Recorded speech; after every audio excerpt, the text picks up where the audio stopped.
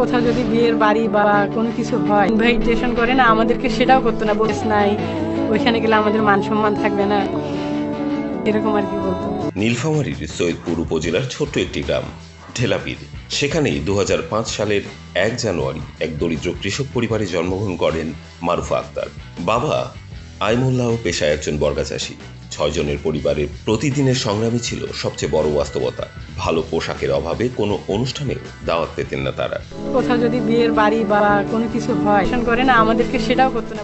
অনেকেই বলতেন, ওদের ডাকলে আমাদের মান সম্মান থাকবে না। এমন অবহেলা, এমন লাঞ্ছনা কেবল বাহিরের মানুষের কাছেই নয়, কখনো কখনো আপনজনদের দিক থেকেও আসত। তবে সেই বাস্তবতা কিংবা সমাজের কটু কথা থামাতে পারেনি মারুফাকে। ছোটবেলা থেকেই ভাইদের সঙ্গে খেলাধুলায় দারুণ আগ্রহ ছিল তার। তখনও কল্পনাও করেননি ক্রিকেটই একদিন হয়ে উঠবে তার জীবনের মোড় ঘুরিয়ে দেওয়ার অস্ত্র। পরিবারের আপত্তি উপেক্ষা করে প্রতিবেশী চাচা নাজমুল হুদার হাত ধরে সৈয়দপুরে ক্রিকেট অনুশীলন শুরু করেন তিনি। চোখে মুখে ছিল একটাই দৃঢ়তা, আমি পারবো। 2018 সালে বিকেএসপি নজরে এলেও আর্থিক অসচ্ছলতার কারণে ভর্তি হওয়া সম্ভব হয়নি। ভাগ্যক্রমে খুলনা বিভাগীয় দলের সুযোগ পান। সেখান থেকে তার প্রতিভার আলো ছড়াতে শুরু করে। পারফরমেন্সের ভিত্তিতে জায়গা করে নেন বাংলাদেশ অনূর্ধ্ব 19 দলে। কিন্তু দেশের হয়ে খেলার আগেই বারবার ফিরতে হয়েছে সেই একই বাস্তবতায়। গ্রামে এখন ওইরকম কেউ নাই, মানে আমি যেরকম আমার পরিবারকে সাপোর্ট করতেছি। ঘরে ফিরে আবারও বাবার সঙ্গে জমিতে কাজ করা, কাঁধে তুলে নেওয়া হয়েছে সংসারের বোঝা।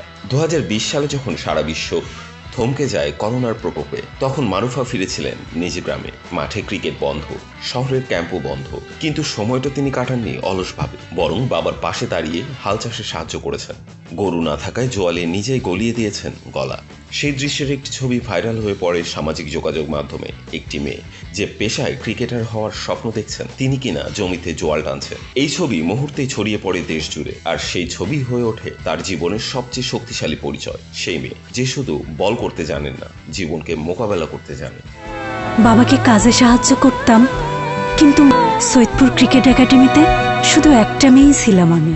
তার স্বপ্নের পথটা ছিল কাটায় ভরা। শুধু সমাজ নয়, অনেক সময় আপনজনদের কাছ থেকেও পেয়েছেন বাধা। মা যখন প্রতিবেশীদের কাছ থেকে কটু কথা শুনে চুপি চুপি কাঁদতেন, তখন মারুফাও নির্জনে গিয়ে কাঁদতেন। সে কান্না ছিল না দুর্বলতা, ছিল অঙ্গীকারের। তিনি নিজেই বলেন, আমি ভাবতাম ঠিক আছে, আমি একদিন ভালো কিছুই করে দেখাবো। শুরু হলো চারপাশের মানুষের কমেন্ট্রি। এখানেই ডিক্লেয়ার হবে না আমার ইনিংস। অবশেষে সে কাঙ্ক্ষিত সময় এলো 2022 সালের নভেম্বরে। নিউজিল্যান্ডের বিপক্ষে ওয়ানডে ও টি-20 সিরিজে প্রথমবারের মতো ডাক পান জাতীয় দলে। 4 ডিসেম্বর টি-20 অভিষেক, আর 11 ডিসেম্বর ওয়ানডেতে অভিষেক। এরপর একের পর এক পারফরমেন্সে প্রমাণ করেন নিজের জাত। তবে সবচেয়ে বড় চমক এনে দেন 2023 সালে ভারতের বিপক্ষে। মিরপুরে অনুষ্ঠিত প্রথম ওয়ানডেতে মাত্র 29 রান দিয়ে 4 উইকেট শিকার করেন মারুফা। সেই বোলিং পারফরমেন্সটি নির্বাচিত হয় বছরের সেরা। যারা বলেছে পারবো না, ভরসা রাখো নিজের উপরে। ESPN ক্রিক ইনফো কর্তৃক 2023 সালের বর্ষসেরা নারী ওয়ানডে বোলিং পারফরমেন্সের পুরস্কার জিতে নেন তিনি। এই অসাধারণ সাফল্যের পর আন্তর্জাতিক অঙ্গনেও প্রশংসা পান মারুফা। কিংবদন্তি বোলার লাসিথ মালিঙ্গা, মিথালি রাজ এবং ঝুলন গোস্বামীর মতো ক্রিকেটাররা প্রশংসায় ভাসান স্বাভাবিক ইনসুইং ডেলিভারির জন্য।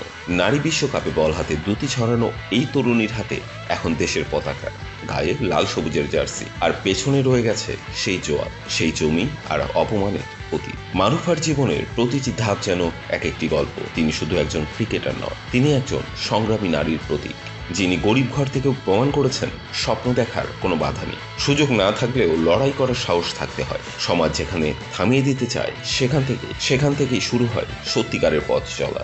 একদিন যাকে অনুষ্ঠানেও ডাকা হতো না, আজ সে দেশের হয়ে বিশ্বমঞ্চে লড়ছে। একদিন যে মেয়ের কোনো ভালো পোশাক ছিল না, আজ তার গায়ে বাংলাদেশের জাতীয় দলের জার্সি। একদিন যারা বলতো ওদের দাওয়াত দিলে আমাদের মান থাকবে না, আজ তারা হয়তো চুপচাপ টিভির সামনে বসে দেখে সেই মেয়ে মাঠে কি অসাধারণ বল করছে। মারুফা আক্তার এখন শুধু একজন খেলোয়াড় নন, তিনি এখন লক্ষ মেয়ের স্বপ্নের নাম।